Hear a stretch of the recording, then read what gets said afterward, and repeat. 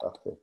Alors bonsoir, on va essayer d'étudier un petit peu un sujet sur de la paracha Nitzavim. Alors la paracha Nitzavim commence comme ça. Atem Nitzavim ayom kulechem. Vous êtes tous debout. Nitzavim, ça veut dire que vous êtes présent et vous êtes aussi vraiment responsable, hein, quelqu'un qui est vraiment debout. Hayom kulechem lifnei Adonai Elohechem, devant Dieu, parce qu'il va falloir rentrer dans une nouvelle alliance. On en a déjà parlé la semaine dernière, que la paracha de Kitavo aussi parlait de cette nouvelle alliance.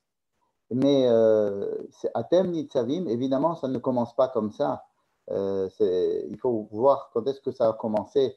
Le discours de Moïse, en fait, commence à peu près 9 versets plus haut, dans la fin de la paracha de Kitavo. C'est à ce moment-là qu'il a écrit Vaikra Moshe el Kol Israël. Moshe appelle tout Israël et il leur dit Atem reitem et kol asher asa Hashem le'enechem beretz Mitzrayim, etc. Donc c'est là que commence, si vous voulez, le discours de Moïse. Et nous, dans notre paracha, on ne fait que continuer le discours de Moïse. Il serait intéressant d'étudier pourquoi est-ce que les Chachamim n'ont pas fait commencer la paracha par justement le début de ce chapitre 29, où Moïse commence à parler, c'est-à-dire il prend la parole. Le chapitre 29, entièrement, et sans interruption, un discours de Moïse qui parle encore une fois de cette alliance, de cette fameuse alliance. Et alors, quand on va retrouver le chapitre 30, il va y avoir encore une fois la poursuite du discours de Moïse, mais je voudrais commencer par vous signaler quelque chose que j'ai découvert ce matin. C'est que lorsque va être dans le chapitre 30, c'est-à-dire en plein dans notre paracha de Nitzavim, il y a ce verset qui m'a beaucoup frappé. Vehaya ki yavo alecha kol advarim ha'ele habracha ve'aklala. Lorsque vous arriveront toutes ces choses-là, la bénédiction et la malédiction. Rappelez-vous que la paracha de la semaine dernière, il y avait peu de bénédictions et beaucoup de malédictions, 88 malédictions qui étaient d'ailleurs difficiles à lire et à écouter. Alors quand vous arriveront toutes ces choses-là, la bénédiction et la malédiction, que je vous ai mis devant vous, que j'ai mis devant vous, Vahashevota el levavecha, alors tu retourneras vers ton cœur. Vahashevota, le mot Vahashevota, nous rappelle le mot de la teshuva. Ce mot va être employé 8 fois dans les versets qui suivent. Veshavta, Elohecha, Veshamata, Bekolo, etc. Bon, ça, c'est pas ce qui m'a frappé. Ce qui m'a frappé, c'est ce début de la phrase. Que la teshuva, qui peut arriver, c'est-à-dire que la personne qui veut revenir à son cœur, Vehashevota el levavecha, tu vas revenir. Ça se passera une fois que tu auras traversé les bénédictions et les malédictions. Alors, ce qui m'a frappé, c'est quoi? Et si on n'a pas passé les bénédictions et les malédictions? Et alors quoi? On pourra pas passer à cette étape de la teshuva, hein? Comme si c'était une bonne nouvelle. C'est que, bon, ben alors, lorsque tu auras traversé toutes ces bénédictions et ces malédictions, alors à ce moment-là, tu pourras faire tes chouvas. Comment est-ce qu'on traduit ça d'habitude? On dira, bon, alors si il t'arrive toutes ces bénédictions et ces malédictions, et surtout ces malédictions, il se peut que tu aies envie de faire tes chouvas, c'est-à-dire de revenir à Dieu une fois que tu l'auras abandonné et que l'alliance aura été rompue par toi, et que Dieu aussi aura rompu son alliance vis-à-vis de toi. Et alors, peut-être que tu pourras avoir cet élan de retour vers Dieu. Et alors, à ce moment-là, alors Dieu aussi acceptera de retourner vers toi. C'est comme ça qu'on le traduit. Et c'est vrai, c'est une bonne traduction. Mais il y a quand même quelque chose qui me gêne. C'est comme si cette teshuva, c'est-à-dire ce mouvement de retour, qu'il va falloir qu'on essaie de comprendre, ce mouvement de retour n'arrivera qu'après que tu aies passé dans le futur, tu auras passé toutes ces choses horribles que je te prédis dans l'avenir, des choses horribles et des choses moins horribles, enfin surtout des choses horribles qui vont arriver dans l'histoire. Et comparons cette chose-là avec le début du chapitre 29. Moïse appelle tout le peuple d'Israël et il leur dit, qu'est-ce qu'il leur dit? Il leur dit, vous avez vu, rappelez-vous tout ce qui s'est passé depuis la sortie d'Égypte jusqu'à maintenant. Et il leur rappelle un petit peu dans tous ces versets, là, depuis le verset 1 jusqu'au verset 7 inclus, tout ce qu'ils ont traversé depuis la sortie d'Égypte jusqu'à ce jour-là. Ce jour, c'est-à-dire 40 ans après, juste avant l'entrée en Israël. Et il leur dit, jusqu'à présent, pendant ces 40 années, Dieu ne t'avait pas donné un cœur pour comprendre, des yeux pour voir et des oreilles pour entendre jusqu'à ce jour. Ça veut dire, aujourd'hui seulement, après les 40 années qui viennent de passer, aujourd'hui seulement, on peut considérer que tu commences à avoir des yeux pour voir vraiment ce qu'il faut voir, des oreilles pour entendre ce qu'il faut vraiment entendre, et un cœur pour comprendre ce qu'il faut vraiment comprendre. Comme si jusqu'à présent, il y a eu plein d'expériences dans le passé jusqu'à ce jour.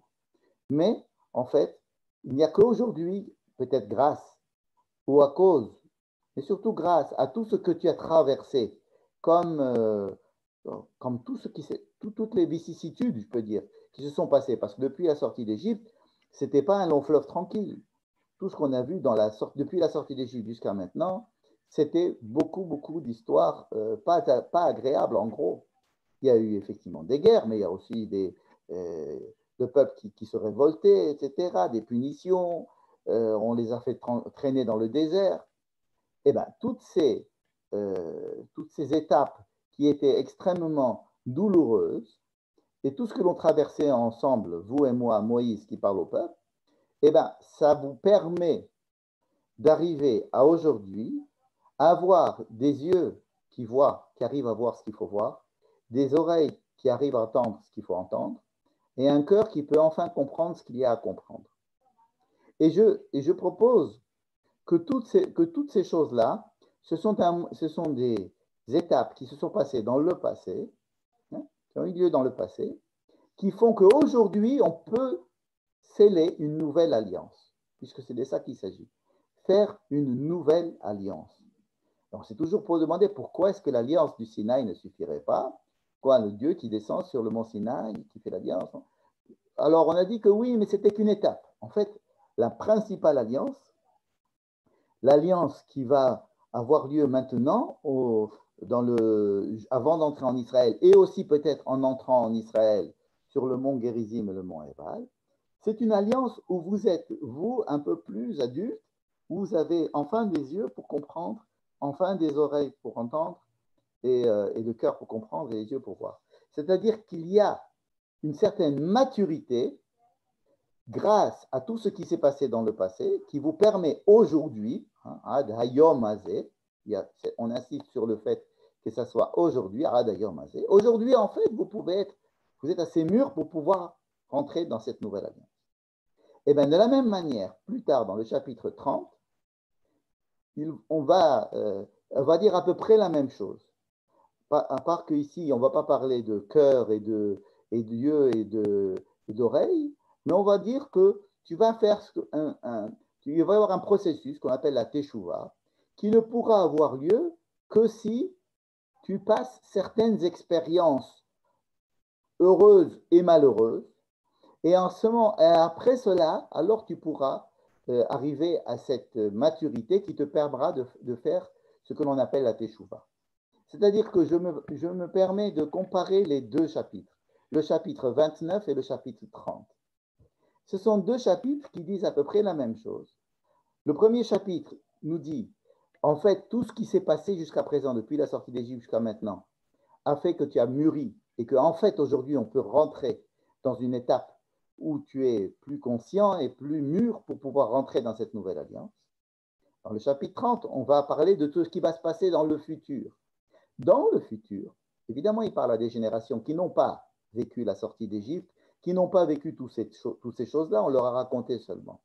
Mais ils vont vivre d'autres expériences, pas moins difficiles que des expériences qui se sont passées depuis la sortie d'Égypte jusqu'à l'entrée en Israël.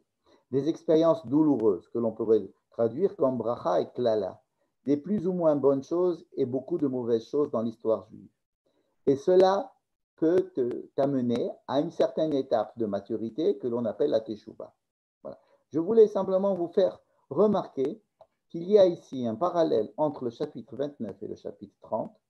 Lorsque le chapitre 29 parle d'une certaine maturité acquise grâce au passé, et dans le chapitre 30, à une maturité que vous obtiendrez dans les générations à venir après avoir passé aussi des expériences douloureuses. Comme si les expériences douloureuses étaient à même à vous faire découvrir des choses sur vous et sur les choses à voir et à comprendre. Le peuple d'Israël, en sortant d'Égypte, n'était pas encore apte à comprendre, à voir et à entendre. Même au mont Sinaï, en fait, ce qu'il a vécu, c'était quelque chose d'assez premier. Il n'était pas encore assez mûr pour pouvoir bien saisir ce qu'il se passait. Et après ces expériences seulement, aujourd'hui, vous êtes arrivé à cette maturité-là. Voilà. Donc, si vous voulez, on a déjà des éléments, de début d'éléments de ce qui va concerner cette nouvelle alliance. Cette nouvelle alliance, c'est-à-dire qu'on va redéfinir un petit peu toutes les choses et on va expliquer des choses au peuple qu'on lui avait encore jamais expliquées. Il va y avoir dans notre paracha des dévoilements de secrets de la mission d'Israël qui n'avaient pas pu être dévoilés jusqu'à maintenant. Même au mont Sinaï, ces choses-là n'ont pas pu être dévoilées, tout simplement parce que le peuple n'était pas encore assez mûr. C'est-à-dire que nous allons découvrir dans notre paracha le fin fond de la raison pour laquelle Dieu a choisi le peuple d'Israël, lui a donné des commandements et qu'est-ce qu'il attend de lui. Donc il me semble que notre paracha de Nitzavim, qui est assez courte, elle renferme les plus grands secrets de la Torah. Et c'est parce qu'on est à la fin de la Torah, nous sommes à 2-3 parachiotes de la fin de la Torah, qu'il y a une certaine évolution et on peut considérer tout ce qui s'est passé comme une évolution et un mûrissement à la fois du dévoilement de Dieu et aussi de la compréhension du peuple. Et tant qu'on n'a pas eu cette maturation, on ne peut pas comprendre certaines choses qui vont être dévoilées dans notre paracha. Donc notre paracha est extrêmement intéressant à réétudier et à approfondir et à analyser. Alors cette introduction pour vous donner envie de commencer à étudier ce que j'ai encadré en rose. C'est vers la fin de la paracha. Je vous lis les versets. Cette loi que je vous donne, qui ha mitzvah hazot asher anochi metzavecha hayom. Donc Moïse parle et il dit au peuple, aujourd'hui je vous donne une mitzvah. Cette mitzvah que je vous donne aujourd'hui, vous allez voir que le mot hayom revient très souvent. Hayom, aujourd'hui, le présent. Moïse se place au présent et il veut que le lecteur considère cette chose-là au présent. On va voir pourquoi. Cette mitzvah que je vous donne aujourd'hui, elle n'est pas si éloignée de toi. Elle n'est pas si extraordinaire. Elle n'est pas elle n'est pas au ciel. Elle n'est pas loin. Elle est très proche de toi. Tu ne peux pas dire ah ouais non mais ce sont des choses. Tu es en train de nous parler de choses qui sont incompréhensibles. Non. Tu as la capacité aujourd'hui de toi avec ton passé et avec les choses qui te sont dites à propos de l'avenir et ton expérience et l'expérience du peuple, tu es capable de comprendre et d'appliquer cette mitzvah. Cette mitzvah, elle n'est pas de l'autre côté de la mer pour dire ah mais non mais de toute façon c'est trop compliqué pour nous. Cette mitzvah, elle est très proche de toi. Ki karov elecha hadavar meod, la chose est très proche de toi. C'est-à-dire que ce secret, cette mitzvah que je te donne, quelle mitzvah vous allez me demander? Ça va être le sujet de notre étude. De quelle mitzvah il s'agit? Ki karov elecha hadavar meod, la chose qui t'est demandée, la chose qui est tellement proche de toi, c'est une chose qui est proche et qui est juste à côté de toi. Elle est là, elle est chez toi. Ne crois pas qu'il s'agit d'un enseignement extérieur. C'est un enseignement qui se trouve au plus profond de toi. Alors que l'on pensait que la Torah, qui était descendue du mont Sinaï, qui vient du ciel, qui a demandé une révélation, ici on nous dit, mais sache que tout ça, ne sois pas impressionné, ne crois pas que c'est quelque chose de très compliqué, de très lointain, qui te dépasse. Au contraire, si tu veux trouver la clé de tout le but de la vie, le but du choix d'Israël et le but de la fonction d'Israël dans le monde, sache que c'est extrêmement proche de toi. Vous savez, quand on parle de Kabbalah, par exemple, on parle de Kabbalah en disant, voilà, ce sont des choses qui sont extrêmement compliquées, ce sont des secrets qui se transmettent d'initié à initié. On a l'impression que la Kabbalah parle de choses ésotériques très compliquées. Je ne pense vraiment pas que les choses dont parle la Kabbalah soient des choses compliquées. Elles sont au contraire extrêmement simples et elles sont extrêmement proches de l'homme. Ce qui fait que l'homme pense qu'elles sont éloignées, c'est beaucoup d'incompréhension et beaucoup de peur et beaucoup d'éloignement de soi vis-à-vis de là où on doit se trouver pour entendre des choses simples. Et là, il s'agit vraiment de délivrer les secrets des secrets. Et Dieu nous dit, c'est Moïse qui dit, Ki karov elecha hadavar meod. La chose est proche de toi, mais elle est très proche de toi, comme on insiste. C'est très proche, c'est-à-dire que c'est là. Ce que tu vas entendre, ça va être une chose extrêmement simple, mais que tu as tellement de mal à écouter et que tu as du mal à accepter. C'est quelque chose de très simple. Hein? Vous savez, même les penseurs bouddhistes, etc., disent des choses très très simples, mais pour arriver à les comprendre, pour arriver à les saisir, pour arriver à les intégrer, il faut un certain travail, mais c'est un travail qui va demander d'être proche de soi. Ki karov elecha hadavar meod, beficha, c'est dans ta bouche. Ce sont des choses que tu as l'habitude de dire, tu ne te rends pas compte. Ou bilvavecha, et elles sont dans ton cœur déjà. Là, un soto, afin de les faire, il suffit de les trouver dans ta bouche et dans ton cœur. Donc, on est toujours avec cette mitzvah, la mitzvah que je vous ordonne aujourd'hui. De quelle mitzvah il s'agit? De quelle mitzvah il s'agit? Il n'y a pas écrit de quelle mitzvah il s'agit. Alors, on peut toujours dire, ouais, il s'agit de toutes les mitzvot. Parce que des fois, un mot au singulier peut nous donner, nous inclure toutes les mitzvot. Par exemple, Yaakov avait beaucoup de tson. Beaucoup de tson. Tson, c'est le menu bétail. Alors, on dit tson au singulier, mais en fait, il avait beaucoup de bêtes. Hein. Il avait bakar, il avait du gros bétail. Bakar, c'est un gros bétail. Mais en fait, c'est toutes sortes, il y avait plein de bêtes qui s'appelaient bakar, qu'on appelle bakar. Des fois, le mot Torah, kol la Torah hazot, on dit que c'est toute la Torah, n'est-ce pas? Donc, on peut considérer que le mot mitzvah, c'est toutes les mitzvot. Mais c'est difficile à accepter. Pourquoi? Parce qu'il y a souvent marqué ha-mitzvot, ou bien ha-chukim, ha-mishpatim. Or, ici, il est écrit ha-mitzvah, au singulier. Il y a des endroits, par exemple, où il y a plusieurs endroits dans la Torah où on parle de la mitzvah. Par exemple, je vous prends un exemple dans le parashat va être Hanan, Vezot ha-mitzvah, ha-chukim ve-ha-mishpatim. Voici la mitzvah et les lois et les commandements. Alors, soit vous mettez tout au pluriel, ha-mitzvot, ha-chukim ve-ha-mishpatim, ou bien si vous voulez faire comme on vient de dire, on prend un mot qui englobe tout un ensemble, ha-mitzvah, ha-chok ve-ha-mishpat. Non, il y a ha-mitzvah, ha-chukim ve-ha-mishpatim. Comme s'il y avait vraiment une mitzvah, une seule mitzvah. Alors, je ne vais pas vous faire lire tous les endroits où il y a écrit ha-mitzvah, mais ils sont très nombreux. Il y a aussi des endroits où il y a écrit ha-mitzvot.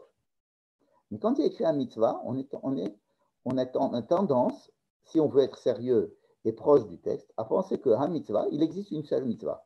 Il nous suffit simplement de la découvrir. Continuons le texte. Regarde, hein, puisque maintenant on a des yeux pour voir.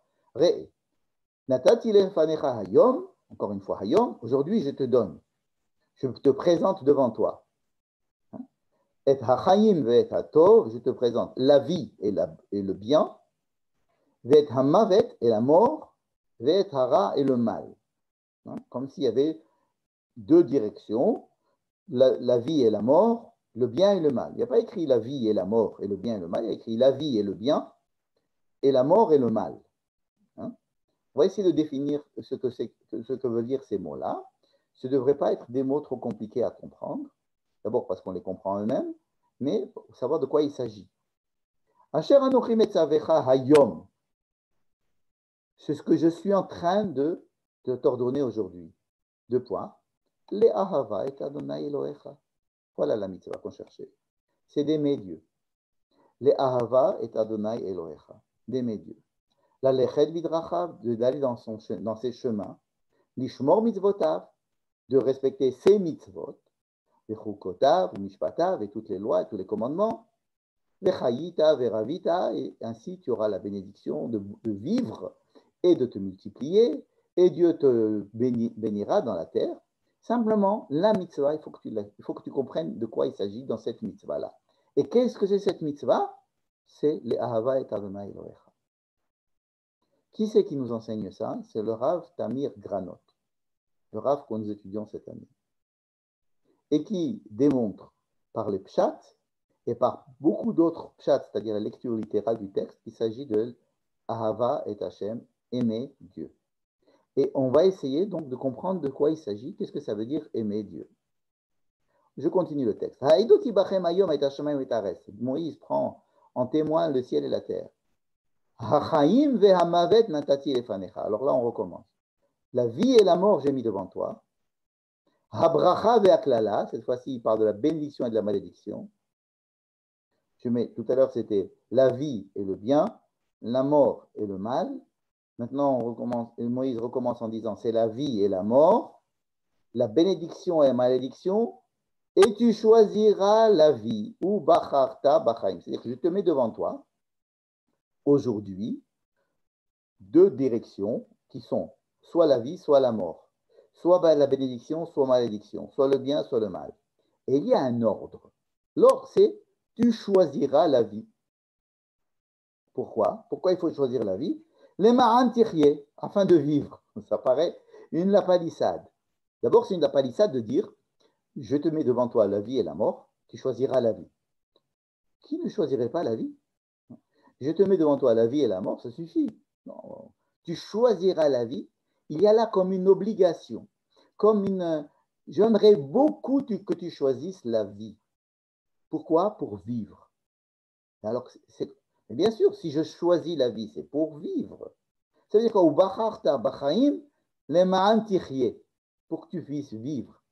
Non seulement toi, mais toute ta descendance. Ça veut dire qu'il y a ici une notion de vie et de mort qu'on ne peut pas comprendre selon le sens littéral, à savoir, il y a la vie et la mort, mais il y a dans la vie des comportements, des attitudes, des pensées, des actes, des paroles qui sont des pensées, des actes, des paroles, des comportements de vie. Mais il existe aussi dans la vie des comportements, des pensées, des habitudes, des paroles et des actes qui sont mortifères, j'allais dire, qui sont du domaine de la mort. C'est-à-dire que quand on dit « je te mets devant toi la vie et la mort », il ne s'agit pas de la vie biologique et de la mort biologique. Il s'agit dans la vie, c'est-à-dire dans tous les choix qu'un homme fait dans chaque jour, possibilité de choisir un chemin qui est porteur de vie ou un chemin qui est porteur de mort pour lui. En fait, on a vu ici des termes qui se chevauchent. La vie, la mort. Je propose qu'on traduise la vie et la mort comme je viens de le faire.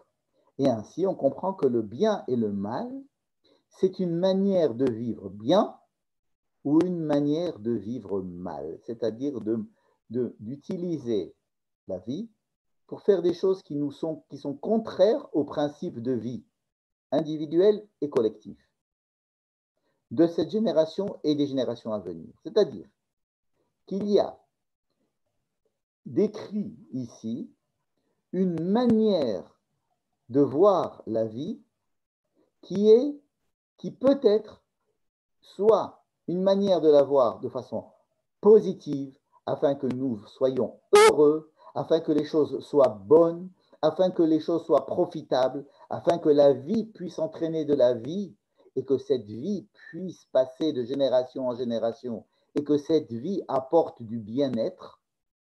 Mais il y a une manière de vivre qui est une manière mortifère, c'est-à-dire de rentrer dans des histoires qui peuvent nous sembler sympathiques, mais qui en fait sont mortifères, c'est-à-dire qu'elles m'entraînent dans des chemins qui sont des chemins de mort, des chemins pas dans lesquels je vais mourir forcément, mais des chemins qui sont mauvais pour moi, où je vais être malheureux. Même si j'ai l'impression que je vais être heureux dans l'instant, en fait, je vais rentrer dans un cycle où je serai malheureux. Et mes enfants seront malheureux, et le peuple sera malheureux, et les générations rentreront dans des choses malheureuses.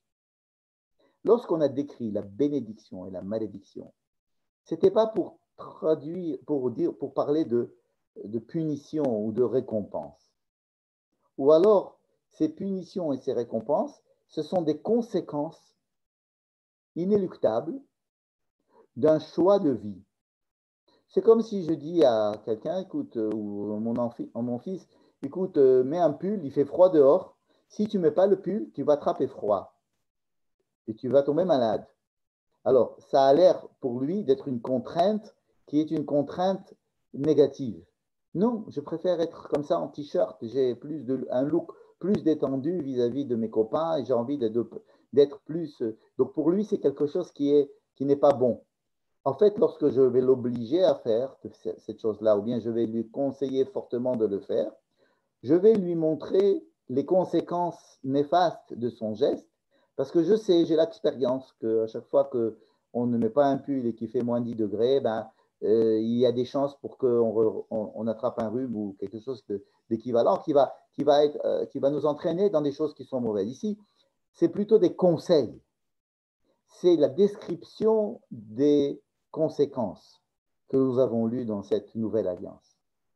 Cette nouvelle alliance nous paraissait la semaine dernière extrêmement noire, extrêmement avec des punitions d'un Dieu méchant qui veut punir jusqu'à l'extermination complète de son peuple. Il se peut que ce soit que la description d'un chemin, du bout d'un chemin de mort.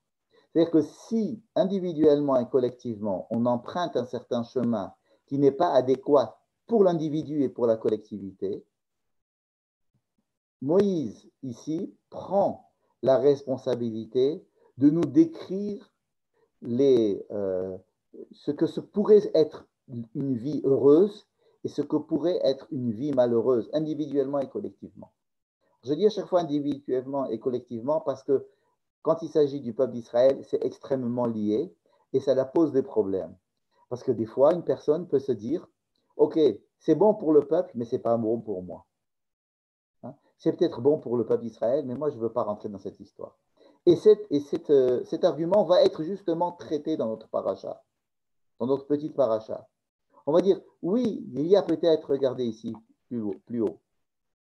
Il peut y avoir une personne, un homme, une femme, ou même un groupe de personnes, ou même une famille, ou alors même une tribu entière, qui se dira, écoutez, votre l'histoire juive, ça ne m'intéresse pas, il y a trop de contraintes, il y a trop de... Moi, je préfère choisir mon chemin, et il voudra lui-même se créer son propre chemin en se détachant de la collectivité. Hein. Et c'est ce que décrit tout à fait ces versets.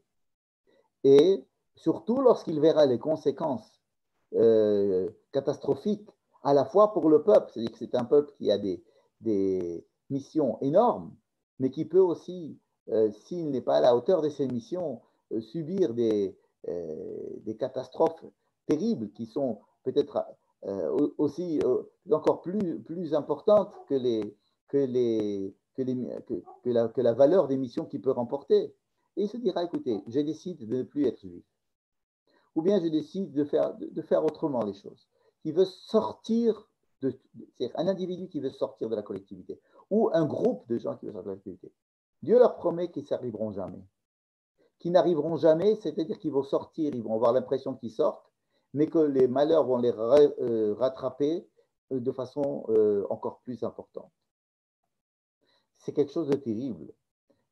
Ça, vraiment, c'est une chose terrible. C'est une chose terrible de penser que chaque juif est relié au peuple juif, quoi qu'il advienne. Comme chaque être humain, à partir du moment où il naît, il fait partie de l'espèce humaine. Quoi qu'il veuille, il ne peut pas refuser d'être un humain. Il sera toujours considéré comme un être humain par toutes les créations du monde.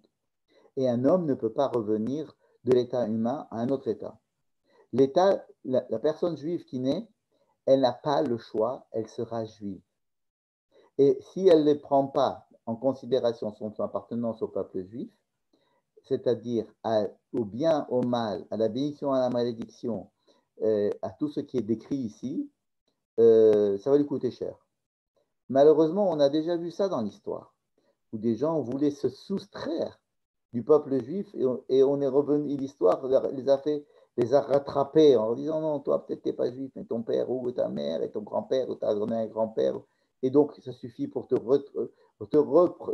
repêcher, si j'ose dire, et te remettre dans cette, te faire re-rentrer dans cette histoire que tu voudrais abandonner. Donc j'insiste beaucoup pour dire qu'il s'agit du bonheur individuel, mais qui doit être tempéré par le bonheur du peuple. Tempéré parce que des fois, ce n'est en contradiction. Ce qui est bien pour le peuple n'est pas bien pour moi. Et je dois composer avec ça. Il faut que je fasse ce qui est bien pour moi et ce qui est bien pour le peuple. Donc ici, on nous donne une mitzvah, je résume, qui est la mitzvah de aimer Dieu. On n'a pas encore défini. Et on dit, Moïse dit, à partir du moment où tu aimes Dieu et que tu vas suivre tout ce qui va découler du fait que tu aimes Dieu, alors tu pourras être en mesure de choisir entre le bonheur et le malheur, entre la bénédiction et la malédiction, entre le bien et le mal, ce qu'on a appelé la vie et la mort. Mais pas encore, c'est pas la mort biologique, encore une fois, c'est la manière de vivre en étant mort, c'est-à-dire en étant pas bien, en étant malheureux, en sentant qu'on n'est pas là où il faut, en perdant tout le sens de l'existence, en étant dans des tripes qui nous mènent pas vers quelque chose de vivant. En fait, toute l'histoire de l'enseignement de la Torah, c'est de nous expliquer qu'est-ce que c'est que la vie et qu'est-ce que c'est que la mort, tout en étant vivant. Hein? Comment est-ce qu'on doit vivre? Comment est-ce que l'on peut vivre vivant et ne pas vivre mort? C'est-à-dire ne pas être dans un schéma de mort. Et alors, tout cela est relié à une seule mitzvah qui s'appelle la mitzvah d'aimer Dieu. Alors, je reviens sur là où on était. Aedoti bachem hayom, moi, Moïse, je suis en train de témoigner devant vous et de faire témoigner le ciel et la terre. C'est quoi le ciel et la terre? Ce sont des témoins qui sont là depuis la création du monde. C'est-à-dire que ce sont des choses dont on parle qui sont, comme on a dit tout à l'heure, qui ne sont pas très loin. Elles sont là, elles sont présentes, elles sont dans l'existence. Elles sont dans la nature. Ce sont des choses qui sont là dans la nature. Mais qu'est-ce qui existe dans la nature? Et surtout la nature de l'homme, c'est que l'homme a la possibilité d'utiliser à mauvais escient ses capacités d'être humain pour se tuer lui-même, c'est-à-dire pour vivre de façon mortifère. Et le retour à une vie vivante se trouve pas très loin de toi, de chaque homme. Et il suffit de voir le ciel et la terre, c'est-à-dire de voir l'existence, d'ouvrir les yeux, comme on a dit tout à l'heure, d'ouvrir les oreilles, d'ouvrir son cœur, de voir le monde et de voir la vie qu'il y a dans le monde et de se rattacher aux principes de vie qui existent dans le monde. Est-ce que Moïse était obligé de nous dire tu choisiras la vie? Pourquoi nous dit tu choisiras la vie? N'est-ce pas évident? Non. Parce que l'homme doit combattre une certaine, j'allais dire, un dynamisme négatif qui peut me mener à la mort. Tous les matins, toutes les minutes, toutes les heures, il est possible que j'ai des mauvaises idées, des idées qui me traînent vers la mort, vers une vie, vers une dépression, vers des mauvaises actions, vers des choses qui vont m'amener, des fois j'en suis conscient, mais il y a un poids comme ça, quelque chose il y a une cinétique pratiquement inéluctable qui peut m'amener vers la mort. Et il y a obligation, j'ai obligé d'avoir un conseil, une obligation, comme si on me m'ordonnait. Rappelle-toi, il faut que tu vives, il faut que tu choisisses la vie. Un exemple bateau, fumer ou pas fumer. Je sais qu'il ne faut pas fumer. Mais bon, ok, d'accord, mais je fume. J'ai envie, j'ai des problèmes et ça veut, c'est le seul plaisir que j'ai, etc. Bon. C'est-à-dire on est tenté à faire des choses qui sont mauvaises pour nous parce qu'on a d'autres choses mauvaises qui nous entraînent à faire des choses mauvaises. Bref, on sait qu'on est dans un cycle qui n'est pas bon. Et pour sortir de ce cycle, il faut avoir une voie, j'allais dire presque extérieure, quelque chose qui vient de l'extérieur. Quelqu'un, par exemple, un maître comme Moïse, par exemple Dieu, qui est le plus intéressé par la vie, puisque c'est lui qui a créé la vie et qui a créé le principe de vie.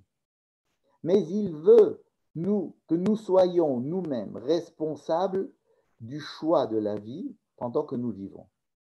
Ou bacharta bachaim, c'est pas fais les mitzvot et ne fais pas les mitzvot. C'est beaucoup plus large que ça. C'est le fait de devoir choisir toujours le positif, le bien, ce qui va me faire vivre. Vous allez me dire, mais comment est-ce que je vais savoir ce qui doit me faire vivre? Bon, alors il y a la science qui peut me le dire, il y a la médecine qui peut me le dire, il y a la sagesse qui peut me le dire, et il y a aussi les mitzvot qui peuvent me le dire. Et il y a dans les mitzvot une dimension qui n'existe pas dans le reste, c'est le fait de la dimension collective. C'est vrai que la mitzvah, elle prend en considération quelque chose que ni la médecine, ni la science, ni la sagesse populaire, ni la sagesse des ancêtres ne peut m'enseigner, étant donné que c'est quelque chose qui n'est pas transmissible. C'est parce il faut faire partie du groupe, du peuple d'Israël, et ça, c'est quelque chose qui ne peut pas être transmis par la science ni par rien d'autre que par celui qui a fabriqué ce peuple d'Israël et qui a une intention pour ce peuple d'Israël. Donc oui, les mitzvot nous obligent à faire des choses que peut-être la sagesse populaire, la science, la médecine, ce qui semble être le bien, eh bien, les mitzvot peuvent me rajouter des choses à faire, peuvent m'indiquer des voies qui me semblent, excusez-moi, pas tout à fait logiques, en me disant oui, ça c'est pour la vie, ta vie à toi et la vie de ton peuple et la vie des générations à venir sur cette terre. Les ma'an tirye ata vezaracha. Vous voyez, pour que tu vives toi et ta descendance. Il y a des choses qui vont me faire vivre moi, mais pas ma descendance. Alors, il va falloir s'occuper de la descendance aussi. Pour vivre mieux, je peux refuser, par exemple, d'avoir des enfants. Pour que, rappelez-vous, Er et Onan, les enfants de Yehuda, qui ne voulaient pas, qui voulaient avoir une femme, qui voulaient avoir des rapports avec elle, mais qui ne voulaient pas avoir d'enfants. Pourquoi? Parce qu'ils voulaient garder leur femme jeune, ils ne voulaient pas avoir les tracas des enfants, ils ne voulaient pas que leur femme ait un corps transformé. Vous connaissez l'histoire de Er et Onan, l'onanisme, etc. Parce que je veux mon bonheur, mais je ne pense pas au fait qu'il y aurait au bonheur d'une génération. Donc il y a deux dimensions qui sont tout à fait étrangères à la sagesse populaire pour mon bien et pour mon bonheur. C'est le bonheur des générations à venir et le bonheur du peuple et peut-être même de l'humanité entière. C'est-à-dire que mon bonheur seul n'est pas suffisant. Il faut qu'il y ait un bonheur qui soit en même temps en adéquation avec le bonheur du peuple et de l'humanité entière, et aussi du bonheur qui va des générations à venir. C'est pour ça que les choses sont plus compliquées et qu'on n'a pas la possibilité tout seul d'inventer toutes ces mitzvot. Parce que si la seule l'essentiel de l'essentiel, c'était de bien vivre et de choisir la vie, comme on l'a dit, on pourrait s'en sortir tout seul, avec l'expérience, avec la science, comme je l'ai dit, avec la médecine, avec les sagesses. Mais étant donné qu'il y a deux dimensions supplémentaires auxquelles il faut que je fasse attention, qu'elles aussi, elles doivent avoir de la vie, à savoir le peuple, l'humanité et aussi les générations à venir. Et donc, à chaque fois que nous allons prendre une décision, il ne faudra pas la juger uniquement à l'aune de mon bonheur personnel, même si c'est mon bonheur personnel l'écouler à un main. C'est-à-dire que vraiment, c'est le bonheur. Le bonheur d'après tous les critères logiques. Mais il faut aussi que ce soit le bonheur du peuple et le bonheur des générations à venir et que ce bonheur puisse s'exprimer sur la terre et que ça ait un impact de bonheur et de bien-être aussi pour toutes les autres nations du monde. Donc, qui peut me dire quelle est l'action à faire pour que je sois qu'elle soit à la fois, qu'elle aille dans le sens de mon bonheur, de le bonheur du monde et le bonheur des générations à venir. C'est celui qui a créé le monde et qui est responsable des générations à venir. Voilà. C'est pour ça que les choses ne nous paraissent pas aussi évidentes que cela quand on a une mitzvah.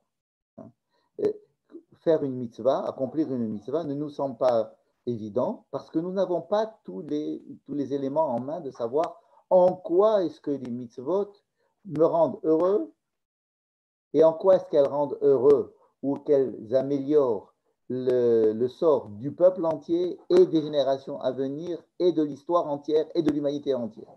Cela nous échappe. Donc, les mitzvot ne sont pas entièrement compréhensibles. Mais le but est clair. Le but, c'est uniquement le bonheur, la vie, et de vivre pour la vie et de ne pas prendre des chemins qui a priori me paraissent des chemins qui n'ont pas tellement de conséquences, mais la Torah nous dit attention, ce chemin-là est mortifère. Donc, il ne faut pas prendre des chemins mortifères et on est obligé d'avoir ce rappel et cette obligation, comme on a l'obligation de vivre. Vous savez, il y a dans chaque être, chaque création du monde, tout ce qui a de la vie dans le monde, que ce soit des animaux, des végétaux, tout ce qui vit a un principe de vie. C'est-à-dire, il va tout faire pour essayer de vivre et de perpétuer la vie aux générations à venir. Une plante, un arbre, va tout faire pour vivre, pour survivre et pour donner la vie encore. C'est quelque chose qui est inscrit à l'intérieur de la vie. Chez l'homme aussi, cela existe. Mais malheureusement, il existe aussi chez l'homme, et chez l'homme seulement, un instinct de mort. Quelque chose qui va l'alourdir, comme un boulet. Un boulet qu'il naît, quand il va naître, il va avoir un boulet à son pied. Il a le principe de vie qui va le faire marcher, mais il a un boulet à son pied qui s'appelle la mort. C'est-à-dire revenir sur des idées noires, sur des comportements qui sont mortifères, sur tout ce qu'on a dit tout à l'heure. Et alors là, la Torah vient nous dire la seule chose pour laquelle je suis venu vous annoncer qu'il y a des choses à faire ici, c'est que je veux que vous viviez. Et j'aimerais bien que vous viviez. Pourquoi il faut vivre? Pour vivre. Il faut choisir la vie pour vivre, c'est-à-dire pour vivre la vie, pas de manière mortifère. Et alors là arrive encore une fois ce passou. Le ahava et Adonai Elohecha. Tout ça afin d'aimer ton Dieu. L'ishmo abekolo, l'écouter, et le dov kabo, pour être attaché à lui. Qu'est-ce que ça veut dire être attaché à quelque chose que l'on ne connaît pas, que l'on ne voit pas, que l'on ne ressent pas, et qu'il est interdit de mettre en mots, en images ou de le concrétiser. C'est-à-dire être. Ici, on peut déjà dire que les ahava et Hachem, ça peut avoir à faire avec aimer la vie. Rappelez-vous que Hachem, quand on appelle Hachem, c'est-à-dire Dieu, c'est Yud, Ke, Vav, Ke. Yud, He, Vav, Ke. Si, sur le plan littéral, ça veut dire que c'est l'existence. L'être qui existe, qui a toujours existé, qui existera. C'est ce qu'on appelle, en français, des fois, on appelle ça la vie avec un grand V. La vie. Des fois, on peut remplacer le mot la vie par Dieu. Et les choses commencent à s'éclaircir, des choses assez simples. n'est-ce pas? Donc Dieu ici, c'est le principe de vie, celui qui a créé la vie et qui entretient la vie, c'est la vie elle-même. Et aimer Dieu, c'est aimer la vie, et se coller à Dieu, c'est être attaché à la vie. Pas simplement aimer la vie, mais être attaché à la vie. De trouver sans arrêt des forces qui vont faire que je suis attaché à la vie. C'est le but des mitzvot. Et c'est pour ça que toutes les mitzvot de la Torah proviennent d'une seule mitzvah qui est de Le'ahava et Adonai Elohecha. Ki hi chayecha ve'orech yamecha. C'est cette mitzvah qui est ta vie.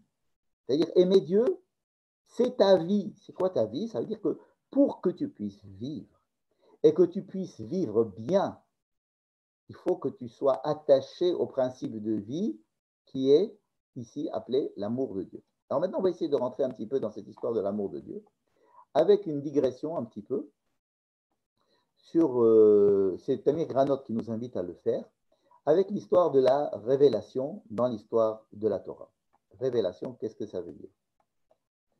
Révélation, c'est ce qu'on appelle Idgalut, qu'il a pris du grand philosophe juif Franz Rosenzweig dans son livre Kochav HaGeula.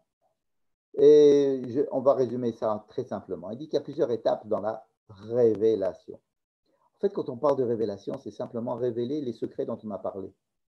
C'est-à-dire révéler à l'homme que d'être, on est proche, on est très proche. En fait, il suffit simplement d'accepter que l'on veuille et qu'il faille bien vivre et être attaché à la vie. C'est très simple. Comment ça a commencé? Dieu commence à dire, Naase Adam, venons et on va essayer, venons, faisons un homme. À qui parle Dieu quand il dit, faisons un homme? On dit qu'il n'y avait personne avec Dieu. Et alors, on a l'impression que Dieu se parle à lui-même. Mais il se parle à lui-même au pluriel, comme si Dieu attendait, était en train de cogiter, si j'ose dire ça, et il attend de faire sortir cette cogitation vers quelque chose qui soit extérieur à lui. Le Adam, ça sera quelqu'un, ça sera une créature, mais avec qui il pourra communiquer. C'est ce Adam qui sera fait Betzelem Elohim, Betzelem Elohim, c'est-à-dire qui sera à l'image, comme on dit, à l'image de Dieu, c'est-à-dire qu'il aura cette conscience de la création, cette conscience de la vie, cette conscience de donner la vie à un monde. Il veut faire partager cela avec un homme. Et cet homme-là, l'un des premiers mots qu'il va lui dire à l'homme, plus tard, c'est Ayeka, où es-tu? Où es-tu? C'est après que l'homme ait fait la faute, mais peu importe. Ce que Dieu va demander, c'est est-ce que j'ai un partenaire avec qui parler? Et l'homme n'est pas encore à la hauteur d'être un partenaire. Il n'a pas de répondant. Quand on va dire, mais pourquoi tu as mangé? Il va dire, c'est pas moi, c'est elle. Ou bien elle va dire, c'est pas moi, c'est le serpent. C'est-à-dire qu'on va rejeter la responsabilité. On ne va pas être capable d'être soi-même vis-à-vis de quelqu'un d'autre. L'autre par excellence. Plus tard, et ça va prendre beaucoup de générations, Dieu va rencontrer un homme qui est Abraham, qui lui va prendre sur lui la responsabilité de se présenter et de dire Hineni, me voici. Hineni. C'est Abraham qui va dire Hineni, me voici. Cette fois-ci, Dieu va s'adresser à Abraham avec son prénom, Abraham. Il ne va pas s'adresser à Adam, l'homme en général. Il va s'adresser à l'homme et il va trouver chez cet homme un répondant qui va dire je suis là. C'est tout. C'est ce qu'a fait Abraham. Le seul mérite d'Abraham, Abraham n'a pas étudié le Talmud, il n'a pas fait des énormes choses.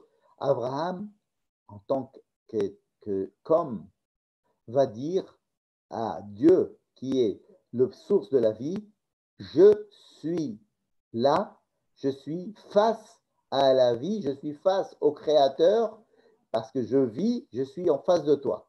Donc Abraham va être le premier avec lequel Dieu va pouvoir avoir un dialogue et il va y avoir un contenu à cette révélation. Qu'est-ce que c'est que la révélation? Révélation, c'est qu'il y a deux êtres qui sont l'un l'un se révèle à l'autre. Mais ici, la révélation, ce n'est pas quelque chose où il va y avoir je vais te voir. Là, il va y avoir rien à voir justement à voir. Il va y avoir à se rendre compte de quelque chose, de la présence de l'autre. Mais cet autre-là, ce n'est autre chose que la source de vie. Voilà.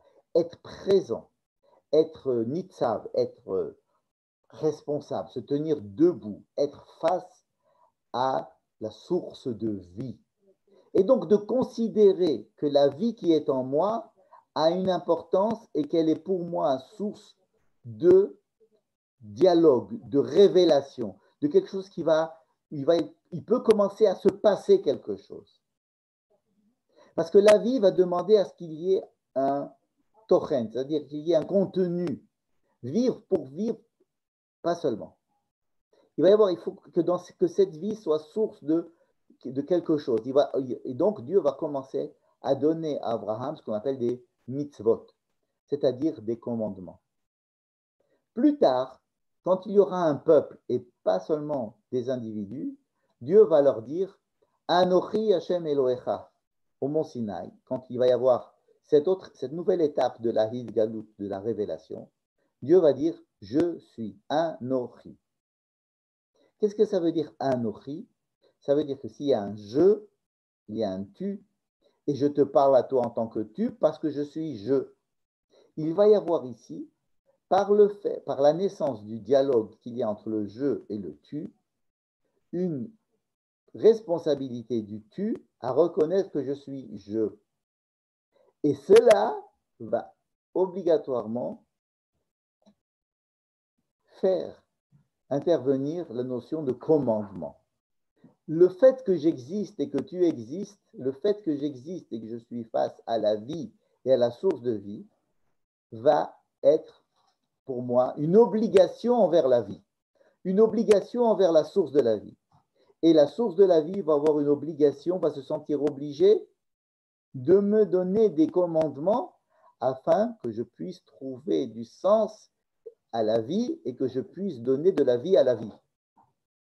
Donc, Anochi Hashem Elohecha, c'est l'étape dans la révélation où il y a quelque chose, il y a quelqu'un, et il y a maintenant un peuple, pas simplement un homme, mais un peuple en face de Dieu, et cette obligation de la présence de l'autre va se traduire en mitzvot. Et c'est pour ça qu'on parle des 10 commandements. En fait, le premier commandement n'est pas un commandement, mais c'est la condition pour qu'il y ait des commandements. C'est ce qui va aspirer le besoin de commandement. Comme disait Emmanuel Levinas, Zichrono Livracha, à partir du moment où il y a une autre personne avec moi dans la salle, je ne peux pas faire comme si elle n'existait pas. Sa présence m'oblige. Son visage m'oblige. Emmanuel Levinas a étudié Rosenzweig. Il a avoué avoir été influencé par les découvertes de Rosenzweig à ce sujet. Ce que Dieu va dire plus tard dans le livre de Devarim, parce que le livre de Devarim est le livre de la révélation encore plus abouti que la révélation qui s'est passée au mont Sinaï, Moïse va dire écoute Israël, Shema Israël. Qu'est-ce qu'il va dire Shema Israël? Il va dire étant donné que tu as conscience de la vie et que la vie a une source de vie et que celui qui est à l'origine de la vie est intéressé par ta vie et que tu puisses vivre encore plus parce qu'il t'aime, alors écoute-le. Écoute, ça veut dire sois prêt à l'obligation de sa présence. L'obligation de la présence de la vie, c'est-à-dire l'obligation des mitzvot de Dieu. Shema Israël, c'est l'étape ultime de la révélation qui va demander à l'homme écoute. À qui on dit écoute? À quelqu'un qui est capable d'écouter. Moïse juge qu'aujourd'hui, le peuple est capable d'écouter. Est-ce qu'il était capable d'écouter avant? Probablement pas comme il est capable d'écouter maintenant dans le livre de Devarim. Après tout ce qui s'est passé depuis la sortie d'Égypte jusqu'à maintenant, Hayom Hazeh, aujourd'hui, tu es enfin capable d'écouter. Pourquoi écouter? Pourquoi écouter la source de vie? Pourquoi écouter que le fait que la source de vie est une et que cette source de vie est source de toute vie et qu'elle est intéressée par ta vie et que tu vives et que tu donnes du sens à ta vie, hein, la première des choses que Dieu va dire, que Moïse va dire, Ve'ahavta et Adonai Elohecha. Là, voici la mitzvah qu'on cherchait encore une fois. Tu aimeras ton Dieu. Qu'est-ce que ça veut dire, tu aimeras ton Dieu? Tu aimeras ton Dieu, ça veut tout dire, tout ce qu'on a dit jusqu'à présent. Tu aimeras. Comment est-ce qu'on peut ordonner à quelqu'un d'aimer? Il n'est pas question d'ordonner à quelqu'un d'aimer. Mais la seule personne qui peut m'ordonner d'aimer, c'est celui qui m'aime déjà. Je t'aime et je te demande de m'aimer. Je peux refuser, mais je ne peux pas être indifférent à cette demande. En fait, ce qui m'oblige à aimer, c'est cette obligation qui est faite à l'homme pour pouvoir vivre, d'aimer la vie et d'aimer la source de vie. Il faut pouvoir se brancher à la source de vie et pour cela, il faut l'aimer. Aimer Dieu, c'est-à-dire lui rendre l'amour qu'il a dans le fait qu'il a créé le monde et donc être à l'écoute de son amour et d'être au service de cette obligation qui est l'amour imposé. L'amour est imposé par le fait de l'existence même. Aimer ton Dieu par tout ton cœur, tous tes moyens, c'est le résumé de toutes les mitzvot. Regardez cette chose-là qui est assez intéressante. Vous connaissez le système Atbash. C'est un système que vous connaissez, je vais vous le rappeler. C'est-à-dire que si on prend l'alphabet Aleph, Bet, Gimel, Dalet, Vav, c'est-à-dire jusqu'à Tav, on reprend le même alphabet mais qu'on l'écrive à l'envers, Tav, Shin, Resh, Kuv, etc. On se retrouve avec la première lettre de l'alphabet face à la dernière lettre. Le Aleph face au Tav, le Bet face au Shin. On appelle ça le système Atbash. C'est-à-dire que lorsqu'il y a des codes à décoder, on peut utiliser souvent ce système pour trouver des mots qui ne sont pas écrits comme il faut. Regardez par exemple le mot Yudke Vavke, le nom de Dieu. Yudke et Vavke, ce sont deux aspects de l'existence, l'une vue par en haut, l'autre vue par en bas. Peu importe si ce n'est pas clair ce que je dis. Yudke, c'est une manière, on appelle Ya, c'est une manière d'exister, mais de l'existant lui-même. Et Vavhe, c'est la perception de cet existant par les hommes. Ben, si vous prenez ces deux lettres, Yud, He, et vous les mettez dans le système Atbash, le Yud est remplacé par le Mem et le He est remplacé par le Tzadi. Ce qui nous donne le mot mitzvah. C'est-à-dire que l'existence même de Dieu et l'acceptation de l'existence de Dieu, que la perception de l'existence de l'autre avec un grand A ou de la vie en général, c'est déjà une obligation. Écoutez, quand vous avez quelqu'un qui veut se suicider, tout le monde se met là en empêcher de se suicider. Pourquoi? Est-ce que ce sont des religieux qui veulent respecter la loi, ne laisse pas ton ami se suicider? Non. C'est qu'il y a un principe de vie qui existe, auquel on croit, auquel on adhère, qui est un commandement chez tous les êtres humains et qui nous oblige à essayer de tout faire pour que la vie existe chez soi et chez les autres. Alors, ce commandement existe encore plus dans le peuple juif parce que le peuple juif a un boulet de négativité qui est encore plus lourd parce qu'il a un boulet pas un boulet cette fois-ci, mais une mission de vie tellement grande à transmettre au monde entier que son boulet, qui est le boulet de la mort, c'est le boulet qui va l'entraîner vers les malédictions et vers les mauvais comportements et mauvaises habitudes et les mauvaises pensées, va être encore plus grand chez lui. Donc, il y a plus de mitzvot pour qu'il essaye, pour lui donner plus d'outils pour s'en sortir. C'est que le mot mitzvah dans la Kabbalah, ce qu'on a l'habitude de dire un commandement, dans la Kabbalah, il est remplacé par le mot conseil, itin. Comme si Dieu nous dit, mais en fait, ce n'est pas un commandement de quelqu'un d'extérieur à toi. C'est un conseil de celui qui a créé tout le système. Et le fait de même de se rendre compte de la vie ou de se rendre compte de l'existence de Dieu et de l'amour qu'il a, parce que l'amour, c'est le désir de la création. Dieu a créé le monde parce qu'il avait envie, parce qu'il n'avait pas besoin du monde. Hein. Il avait envie, par acte d'amour, de créer le monde. Naasé Adam. Cet acte d'amour est perpétuel dans la vie et il invite l'homme à répondre à cet amour en écoutant les ordres qui lui sont donnés. Alors, il ne faut pas penser que tout est beau dans le meilleur des mondes, tout est cuit les petits oiseaux, que Dieu et qu'il n'y a que du bien sur terre, etc. Pas du tout. On a dit que le boulet de la mort était beaucoup plus important que le boulet de la vie, malheureusement chez l'homme, encore plus chez Israël et dans l'histoire d'Israël.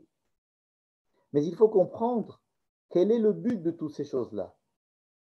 Le but, c'est d'être témoin et d'exprimer la vie et le sens de la vie et de montrer et de donner en permanence, renouveler le sens de la vie en découvrant des choses pour le bien de l'homme, pour le bien du peuple, pour le bien de l'humanité et pour le bien des nations, telles que toutes les mitzvot, en fait, sont inclus dans la mitzvah de l'amour de Dieu. C'est pour ça qu'on a écrit depuis le début « Ha-mitzvah hazot ».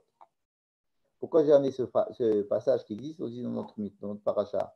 Hanistarot lanu Eloheinu vaniglot lanu ulbanenu. C'est un passage, un verset très connu qui parle des choses secrètes et des choses dévoilées. Hein, vous voyez, c'est la chose secrète, c'est ce Yud-Ke qui est encore secret, qui est par en haut et ça appartient à Dieu. Vavé, c'est un peu plus, qui est un peu plus dévoilé à nous. Le Vavé va rester dévoilé. Par contre, le secret de Yud-Ke, il va être traduit par le même tzadi, c'est-à-dire qu'en soi, la mitzvah va me permettre d'être plus présent en face de Dieu.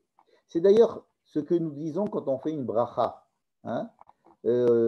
Baruch ata Hashem, où c'est qu'on a ici une bracha? J'ai dû écrire une bracha quelque part, il suffit simplement de la trouver. Baruch, voilà. Baruch ata Hashem, la bracha que l'on fait avant de profiter du monde, c'est-à-dire d'avoir un plaisir, ou c'est une bracha lorsque je vais faire une mitzvah. Mais on a bien compris que c'était la même chose.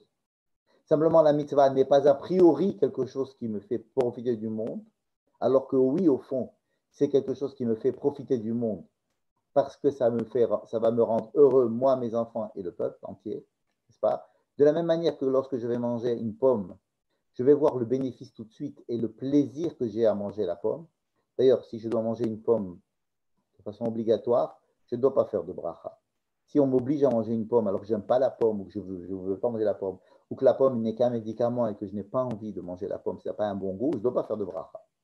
La bracha ici, c'est-à-dire dire que toi, Baruch Ata, encore une fois toi, qu'est-ce que c'est toi? C'est lorsque l'homme se place vis-à-vis de toi, alors qu'il est un ami, et que lui, son existence a besoin de ce rapport avec Ata et de la mitzvah de ce Ata. Baruch Ata Adonai Eloheinu melech haolam asher kideshanu bemitzvotav. Le fait que j'ai moi et toi, le fait que toi tu sois en face de moi, tu es automatiquement la source des mitzvot. C'est que si je fais une mitzvah, ce n'est pas pour faire une mitzvah. Ce n'est pas pour mettre un V dans la liste des mitzvot à accomplir. C'est par amour de Dieu. Celui qui fait une mitzvah simplement parce qu'il veut s'acquitter de quelque chose qui est dû, bon, il a fait la mitzvah, mais il ne l'a pas faite dans le sens que nous enseigne le secret de notre paracha, qui est que tout doit être fait par amour de Dieu, c'est-à-dire amour de la vie, et amour de la vie, amour du source de la vie, de la source de la vie, qui m'aime et qui a créé la vie par amour. Et parce qu'il y a cet amour et cet attachement et cette volonté de tout faire pour que oui, ça aille bien, et d'aller au contraire, dans le sens courant, dans le sens inverse du courant, pardon, dans le sens inverse du courant d'une mortification, et c'est difficile parfois, il faut nager à contre-courant. Et c'est difficile de nager contre un courant qui vous emmène vers la mort. Et souvent, des gens sont pris dans un courant qui les entraîne vers des choses mortifères. Et ils doivent nager de façon très laborieuse, mais justement, ils doivent le faire en sachant qu'ils ne sont pas seuls. Ils sont accompagnés par celui qui les a mis là, qui a tout créé pour cela, et qui veut qu'ils développent une force d'inertie à pouvoir nager contre cette force mortifère qui les ramène en arrière, en disant Bacharta Bachaim, va et nage dans le sens de la vie et ne nage pas dans le sens de la mort. Et toutes les mitzvot sont là pour cela, pour un seul but, pour vivre, pour bien vivre, pour être heureux, pour que nos enfants soient heureux et pour que le peuple entier puisse être heureux, afin d'être le témoin de la possibilité que toute l'humanité entière puisse être heureuse, c'est-à-dire découvrir ces choses assez simples qui sont la vie, qui sont le principe de vie, qui sont à l'intérieur de nous, qui sont très proches de nos yeux, de tous nos sens. Mais des fois, l'homme doit faire un très grand, très long chemin pour pouvoir revenir à des choses assez simples qui se trouvent chez lui déjà. Déjà, il se trouvait tout ça dans le peuple d'Israël, mais il a fallu descendre en Égypte et faire 40 ans dans le désert pour arriver à ce stade. Et dans les années à venir et les générations à venir, il faut des fois malheureusement passer par énormément de bonnes périodes, mais surtout des mauvaises périodes, parce qu'il faut que ce boulet que l'on traîne et qui est le yetzer, qui nous empêche d'avancer vers la vie et qui nous entraîne vers la mort, que ce boulet-là, qu'on ait affaire à lui et qu'on le prenne à bras-le-corps et qu'on le renverse. Et tant qu'on n'est pas conscient de ce boulet et qu'on n'est pas conscient qu'il y a devant nous la vie et la mort, et qu'on pense que la vie est tout à fait naturelle, non, ce n'est pas vrai.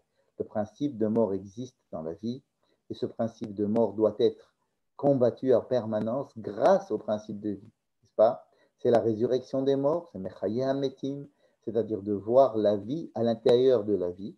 Et les mitzvot ne sont là que parce que ce sont des bons conseils pour qu'on puisse arriver à découvrir ces choses assez simples, qui sont se découvrir soi-même, enlever les scories qui nous empêchent d'être heureux, enlève ces peurs et enlève toutes ces choses qui nous empêchent de bien vivre.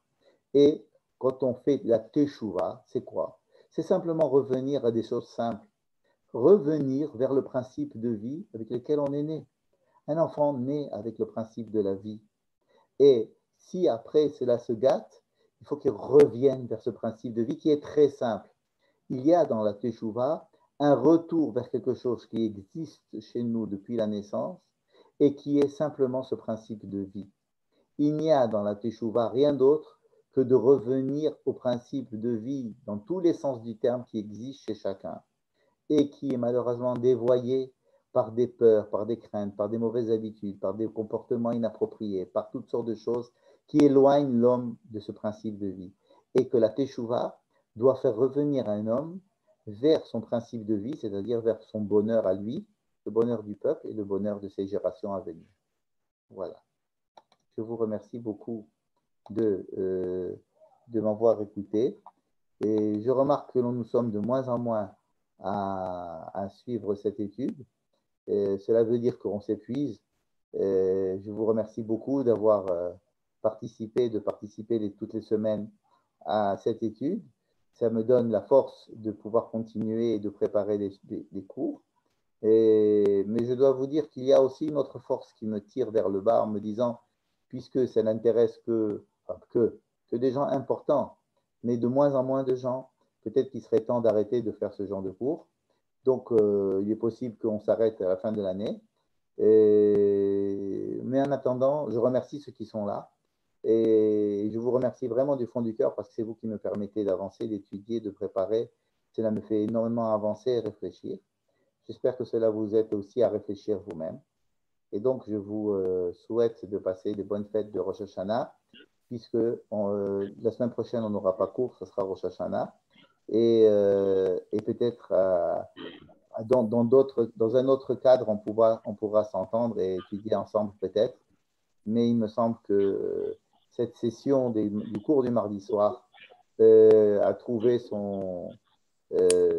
l'aboutissement auquel elle est arrivée, puisque faute de combattants, on va arrêter le combat. Voilà. Alors, je vous remercie en tous les cas, vous qui êtes là et qui m'avez suivi, beaucoup de votre présence. Je vous souhaite Shana Tova. Et vous pouvez poser des questions sur ce que nous avons étudié, évidemment. J'ouvre le micro. Tout le monde peut ouvrir son micro et poser des questions.